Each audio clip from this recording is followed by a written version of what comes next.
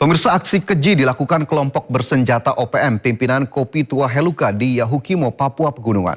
3 warga tewas usai diberondong senjata api.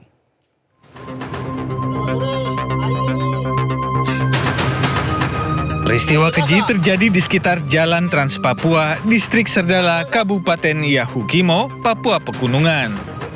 Sekelompok pria bersenjata api, panah dan parang menyandera Kumis Kayoga bersama istrinya, serta seorang wanita dari suku Unaukam.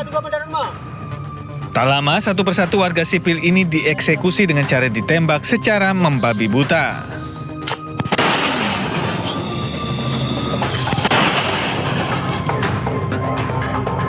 Korban yang bersimbah darah akhirnya tersungkur dan meregang nyawa.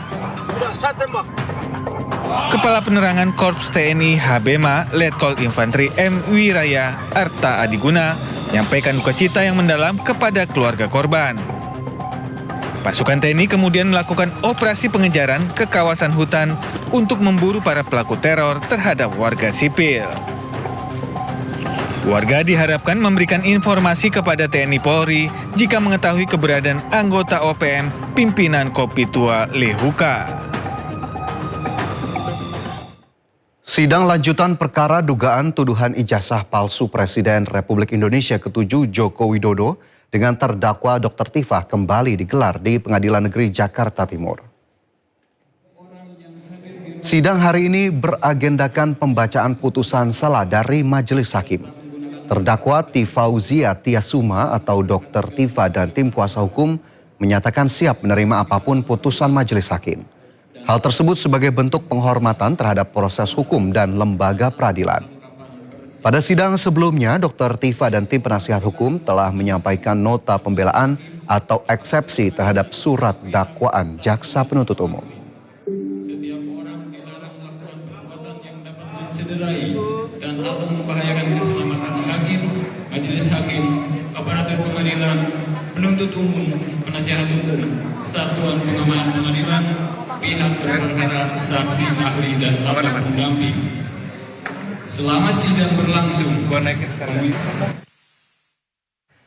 Ya, pemirsa, sidang putusan sela Dr. Tifah akan menentukan arah perkara apakah berhenti di tingkat eksepsi atau berlanjut ke pemeriksaan pokok. Dan untuk mengetahui suasana sidang di sana, kami telah terhubung dengan rekan Salam Pulungan dan juru kamera Fihir yang kini berada di Pengadilan Negeri Jakarta Timur.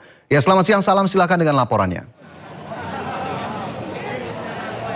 Ya, Fajar dan juga pemirsa, baru saja sidang dengan agenda pembacaan putusan sela untuk terdakwa Dr. Tifah di Pengadilan Negeri Jakarta Timur ini baru saja selesai dilangsungkan, di mana tadi Majelis Hakim ini mengabulkan dari eksepsi atau nota keberatan yang disampaikan oleh pihak terdakwa yakni Dr. Tifah terkait dengan kasus tersebut, di mana memang tadi Majelis Hakim ini menyatakan bahwa surat dakwaan dari jaksa penuntut umum tidak dapat diterima dan juga dinyatakan batal demi hukum karena memang ini terjadi adanya pencampuran KUHP lama dan juga KUHP baru, sehingga ini terjadi adanya ambiguitas atau kebingungan dari pasal-pasal yang dicantumkan karena memang tercampur antara KUHP lama dan juga KUHP baru tersebut, sehingga ini tadi dari Majelis Hakim ini meminta agar jaksa penuntut umum jika berkenan ini untuk segera mengganti dari penggunaan pasal-pasal yang didakwaan dalam surat dakwaan yang disampaikan oleh jaksa penuntut umum pada beberapa waktu yang lalu. Dan memang dapat kami informasikan juga bahwa tadi juga disampaikan bahwa hakim ini menilai bahwa dikabulkannya poin utama dalam penasihat hukum terdakwa ini membuat materi lainnya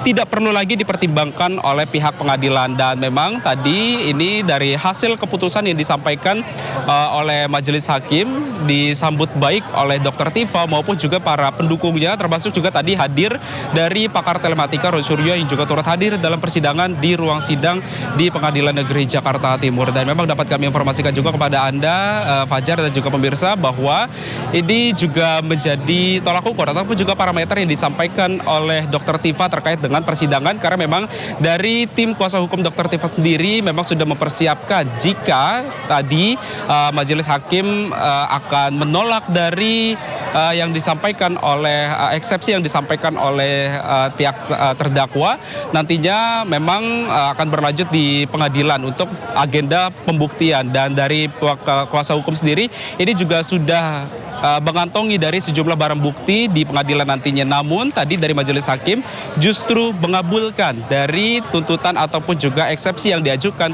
oleh terdakwa, sehingga ini tidak perlu lagi untuk pembuktian lebih lanjut. Dan ini juga menjadi salah satu langkah akhir juga terkait dengan persidangan yang disampaikan ataupun juga persidangan yang berlangsung di Pengadilan Negeri Jakarta Timur. Dan tadi kami juga sempat berbincang bersama dengan kuasa hukum dari Presiden ke-7 Joko Widodo, yakni dari Rifai Kusuma Negara, yang menyampaikan bahwa nantinya dari kuasa hukum dan juga dari jaksa penuntut umum ini akan memperbaiki konstruksi hukum dan juga pasal dakwaan sesuai dengan KUHP baru ataupun juga KUHP lama, sehingga tinggal menyesuaikan saja dari pasal-pasal yang didakwakan, karena memang nantinya ini harus ada kesesuaian. Apakah nantinya konsistensi dari pasal-pasal yang disampaikan, apakah nantinya dari jaksa penuntut umum ataupun juga dari pihak kuasa hukum akan menggunakan KUHP lama ataupun juga KUHP baru. Dan memang dari informasi yang kami dapatkan juga bahwa untuk dari penyesuaian pasal-pasal sendiri tadi disampaikan oleh pihak kuasa hukum Jokowi bahwa nantinya akan berlangsung selama kurang lebih 1-2 hari ke depan, sehingga kita nantinya akan sama-sama menyaksikan ataupun juga menantikan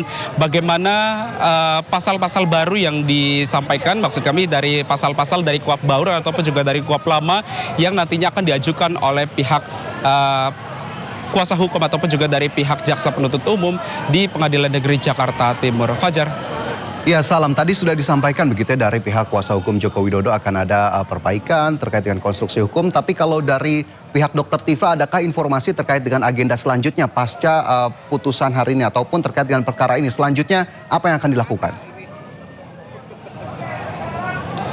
Ya, Fajar dan juga pemirsa, informasi yang kami dapatkan tadi, kami juga sempat berbincang bersama dengan Dr. Tifa yang memang rencananya akan melanjutkan dari pokok perkara persidangan terkait dengan ijazah Presiden ke-7 Joko Widodo, namun belum disampaikan secara terperinci lebih lanjut bagaimana nantinya langkah selanjutnya yang akan dilakukan oleh Dr. Tifa maupun juga tim kuasa hukumnya ataupun juga dengan Roy Suryo untuk langkah agenda selanjutnya pasca dari putusan sela tersebut, putusan sela pada hari ini.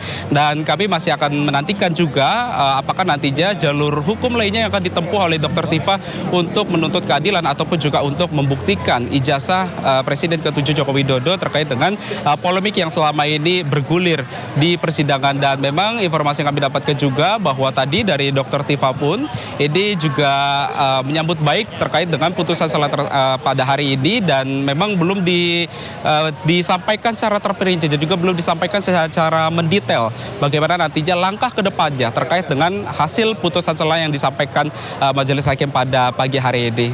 Fajar. Ya, baik, terima kasih Salam Pulungan dan juru kamera Fihir Fauzia melaporkan langsung dari Pengadilan Negeri Jakarta Timur. Selamat bertugas kembali.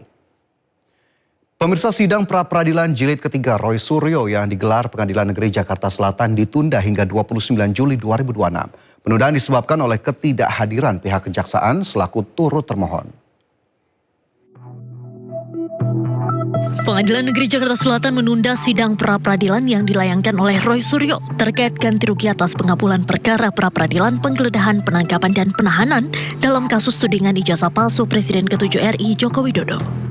Sidang pra-peradilan jilid 3 Roy Suryo ini ditunda hingga 29 Juli 2026 pekan depan.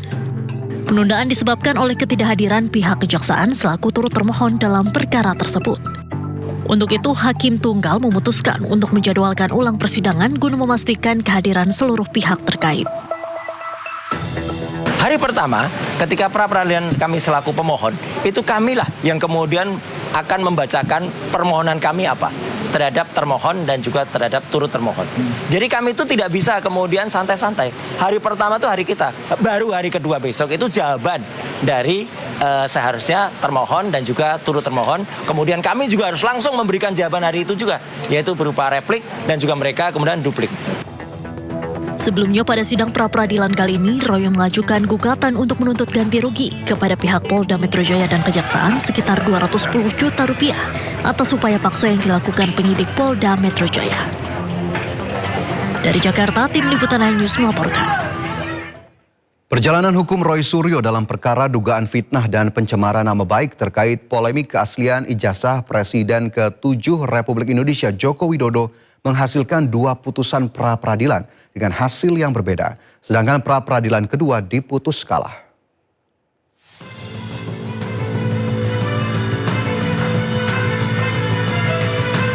Perjalanan hukum Roy Suryo dalam perkara dugaan fitnah dan pencemaran nama baik terkait polemik keaslian ijazah Presiden RI ke-7 Joko Widodo menghasilkan 2 putusan pra-peradilan dengan hasil yang berbeda. Dalam permohonan pertama pada putusan yang dibacakan 7 Juli 2026, Roy Suryo memperoleh kemenangan. Hakim menyatakan penggeledahan, penangkapan, dan penahanan Roy Suryo tidak sah. Dalam amar putusan lainnya, hakim juga membebankan biaya perkara kepada termohon dengan jumlah nihil.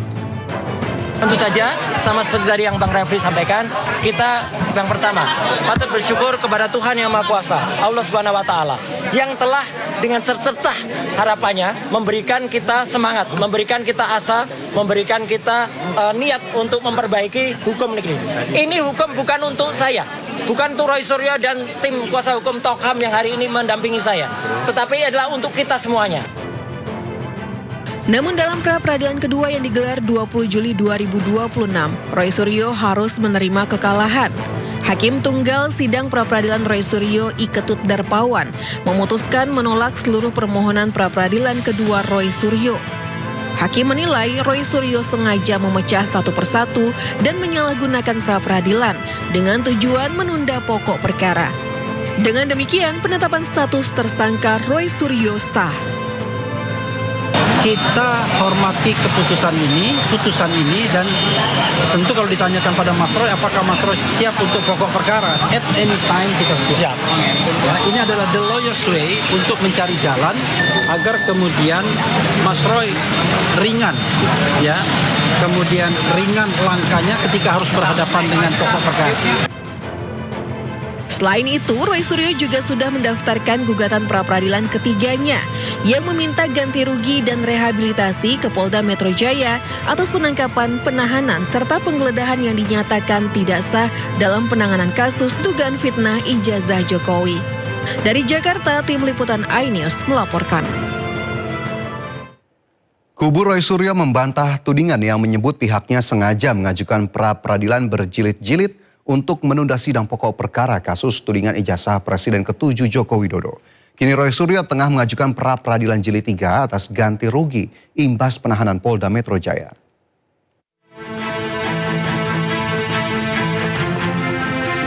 Kuasa hukum Roy Suryo, Refli Harun, menanggapi tuduhan bahwa pihaknya sengaja menunda-nunda pokok perkara kasus tudingan ijazah palsu Presiden ke-7 Joko Widodo.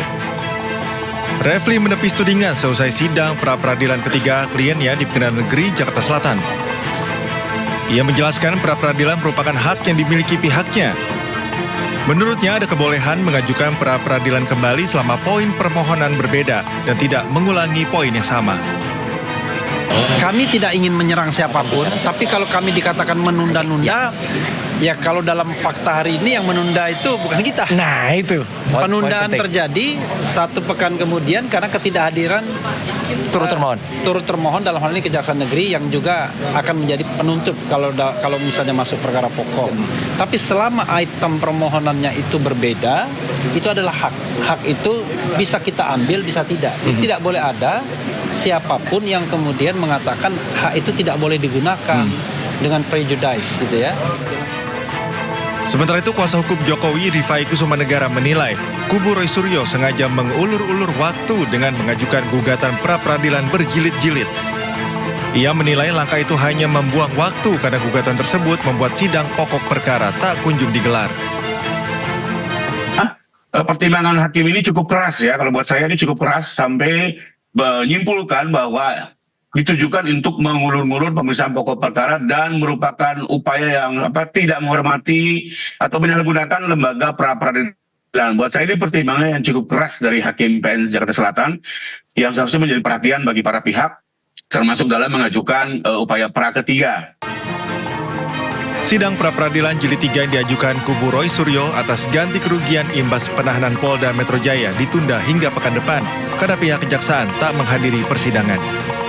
Dari Jakarta, Tim Liputan iNews melaporkan. Pengadilan Negeri Jakarta Pusat kembali menggelar sidang gugatan terkait keabsahan legalisir ijazah Joko Widodo dengan agenda mediasi ketiga. Sejumlah rektor UGM yang menjadi tergugat memilih tidak hadir.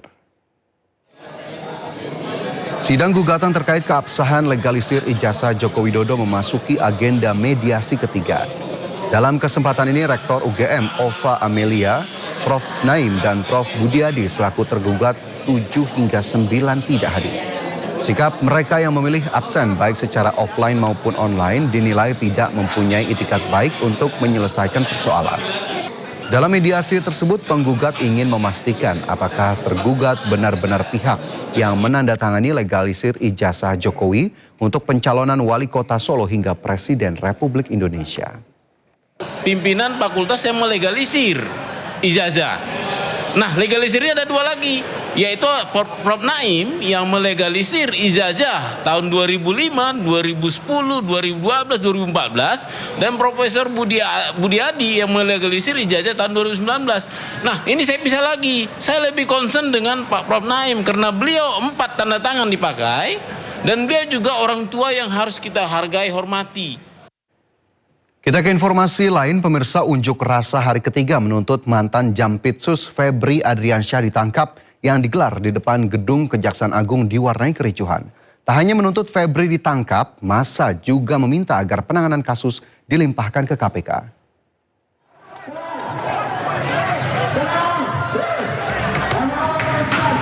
Unjuk rasa hari ketiga di depan Gedung Kejaksaan Agung Republik Indonesia, Kebayoran Baru, Jakarta Selatan pada Rabu sore diwarnai kericuhan.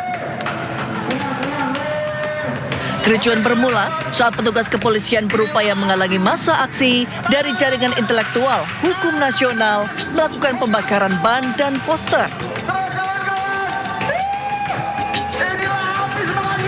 Kericuhan meluas hingga sempat terjadi saling dorong antara demonstran dan polisi yang berjaga. Kericuhan akhirnya mereda setelah pihak kepolisian dan perwakilan demonstran berhasil meredam emosi massa.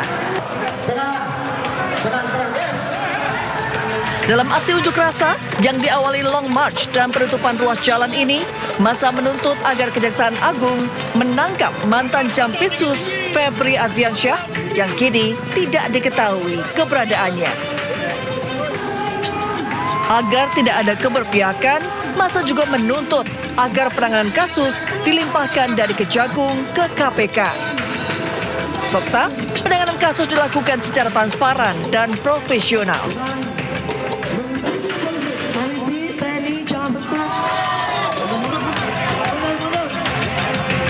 Seruan aksi menuntut ditangkapnya mantan Jampitsus Febri Adriansyah terus bergulir sejak penanganan kasus dugaan korupsi dan TPPU yang menjerat Febri diambil alih dari Kortas Tipikor Polri ke Kejaksaan Agung.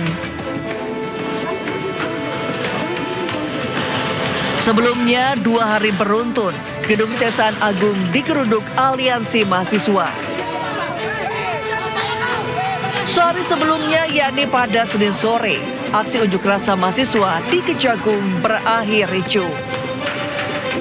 Massa beberapa kali berusaha merangsek ke dalam gedung Bundar Kejagung, namun dihalau petugas. Aksi saling dorong pun tidak terhindarkan. Dari Jakarta, Den Helmi Sajangbati, iNews melaporkan. Pemirsa, pengacara Hotman Paris Hutapea kembali muncul ke publik di sebuah rumah sakit di Jakarta menggunakan kursi roda. Hotman menyatakan mundur sebagai kuasa hukum ex-Jampitsus Febri Adriansyah dengan alasan kesehatan. Inilah penampilan terbaru Hotman Paris di Rumah Sakit Medistra Jakarta. Hotman mengaku sedang menjalani pengobatan atas penyakit yang ia alami saat ini. Dalam keadaan saat ini, Hotman menyatakan mundur sebagai kuasa hukum ex-Jampitsus Febri Adriansyah yang menjadi tersangka kasus dugaan TPPU. Hotman mengaku pengunduran dirinya murni atas alasan kesehatan, karena ia akan berobat ke luar negeri.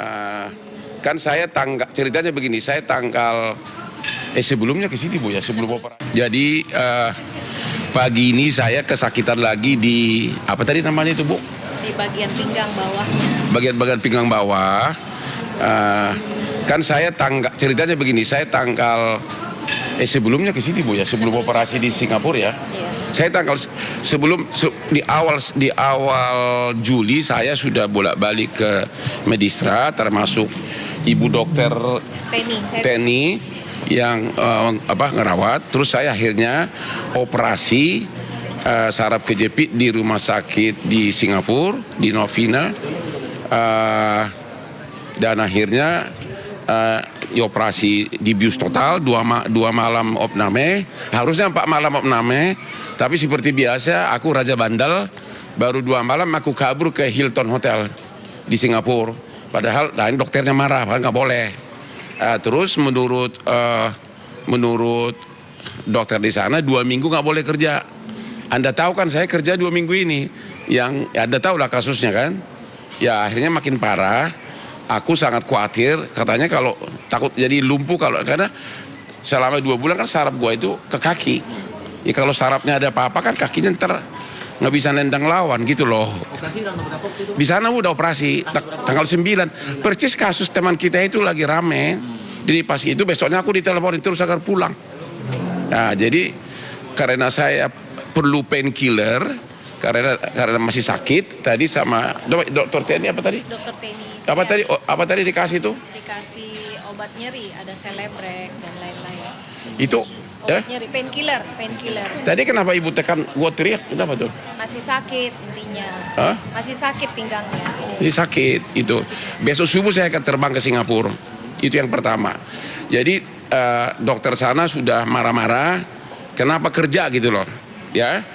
Jadi atas dasar pertimbangan itulah saya sudah dari 2 hari lalu sudah kasih tahu ke klien saya, sekarang jadi mantan, Febri Jampitsus, saya mengundurkan diri, sudah ngomong dari 2 hari lalu, tapi beliau menghimbau kalau bisa beberapa hari lagi. Tapi kalau otak saya terus mikir dan badan begini, aku takut makin parah. Ya ini ibu tadi bikin apa? Bikin ini ya? Hah? Di pemeriksaan pinggangnya masih sakit intinya. Masih sakit, itu loh. Jadi besok subuh saya mau ke Singapura pesawat. Kalau mau ketemu lagi di bandara 5:30 cari gua di Terminal 3, Gate 1. Mudah-mudahan gua nggak disuruh opname lagi. Ya. Berarti konteksnya abang sudah memastikan tidak akan melanjutkan jadi. Ya saya udah bilang ke dia bahwa saya karena kondisi kesehatan yang bisa parah harus istirahat Bu ya. Ya. Bisa parah. Ya udah saya sudah memberitahukan beliau bahwa saya mengundurkan diri sebagai pengacara dari Bapak Febri dalam kasus tersangka di Kejaksaan Agung. Ini dia tongkat gue nih, tongkat rahasia nih. Ya. Pemirsa, Presiden Prabowo Subianto resmi menunjuk Kuntadi sebagai Jampitsus Kejaksaan Agung. Keputusan Presiden telah ditandatangani dan akan segera diserahkan kepada Kejaksaan Agung untuk ditindaklanjuti.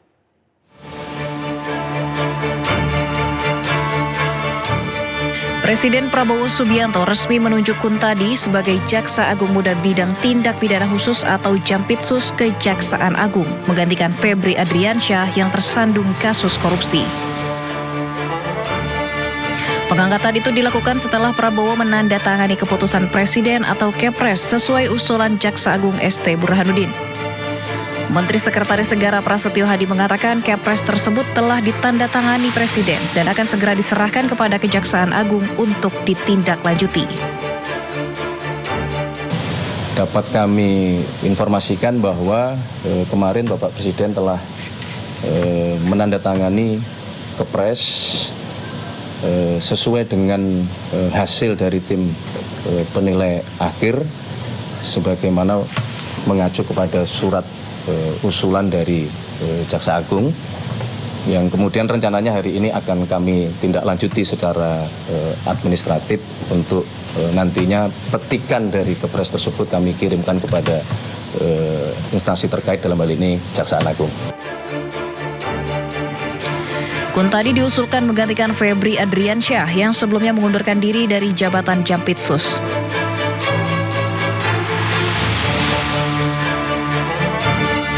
Kuntadi merupakan jaksa senior di Korps Adiaksa yang menjabat sebagai Kepala Badan Pemulihan Aset Kejaksaan Agung. Tim Liputan iNews melaporkan. Ex-Wamentan Sudaryono dilantik sebagai Kepala Badan Gizi Nasional menggantikan Nani Sdeang yang mengundurkan diri karena alasan kesehatan. Sudaryono dilantik langsung oleh Presiden Prabowo di Istana. Kepala BGN yang baru, Sudaryono, mengaku dihubungi langsung melalui telepon oleh Mensesnek Prasetyo Hadi dan Sekretaris Kabinet Teddy Indrawijaya terkait tugas barunya menggantikan Nani SDA. Sudaryono mengaku akan menjalankan tugasnya secara transparan dan tidak boleh ada pengelolaan MBG secara sembunyi-sembunyi. Setiap anggaran yang dikeluarkan untuk program MBG harus sesuai dengan tujuan program. Sudaryono meminta masyarakat melaporkan jika ada yang mencatut namanya untuk kepentingan tertentu. Bahwa saya memiliki keluarga, saya memiliki sahabat, saya memiliki teman, rekan, siapapun itu termasuk alumni dan seterusnya. Dan saya ingin menyampaikan bahwa saya sebagai kepala ini, kalau nantinya ada orang misalnya menawarkan jasa, barangkali dengan imbalan, ngaku-ngaku orang saya, keluarga saya, sahabat saya, teman saya, alumni bersama saya dan lain-lain, yang dirasa tidak sesuai, saya pastikan itu tidak benar. Dan saya minta kepada yang bersangkutan misalnya, itu kemudian dilaporkan kepada pihak yang berwajib. Nggak ada. Saya tidak punya SPPG, saya tidak punya dapur, saya tidak ada keluarga saya yang punya dapur dan punya SPPG. Presiden Prabowo Subianto menunjuk Wakil Menteri Pertanian Sudaryono menjadi Kepala Badan Gizi Nasional. Sudaryono ditunjuk menggantikan Nani Sudaryanti Deyang yang mengundurkan diri karena alasan kesehatan.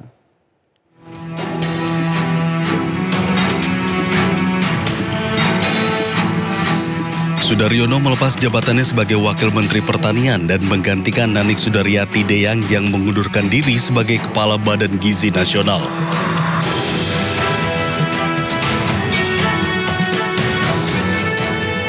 Sudaryono lahir di Grobogan, Jawa Tengah pada 23 Januari 1985. Sebelumnya ia mengawali karirnya pada tahun 2014 sebagai Corporate Secretary Nusantara Energy. Pada tahun 2019 ia juga menjabat CEO PT Nusantara Telematic System. Di tahun 2020 ia dipercaya menjadi Chairman PT Sahabat Sejati Sejahtera Pharma. Di tahun yang sama ia juga menjadi Wakil Sekretaris Jenderal Partai Gerindra. Selanjutnya tahun 2025 karir Sudaryono sebagai Komisaris PT Pupuk Indonesia. Selain menjadi Wakil Menteri, Sudaryono juga aktif di sejumlah organisasi. Ia merupakan Ketua Umum Himpunan Kerukunan Tani HKTI, Ketua Umum Tani Merdeka Indonesia TMI, Ketua Umum Asosiasi Pedagang Pasar Seluruh Indonesia APPSI, Ketua Dewan Pembina DPP Pedagang Pejuang Indonesia Raya PAPERA. Diketahui Sudaryono ditunjuk sebagai Kepala Badan Gizi Nasional karena pengalamannya, di mana pengalaman Sudaryono sebagai Wamentan berkaitan dengan gizi. Pemirsa, mengapa Wali Kota New York menolak kehadiran Perdana Menteri Israel ke kota tersebut? Simak dialognya usai jeda berikut ini, tetaplah di Indosiar.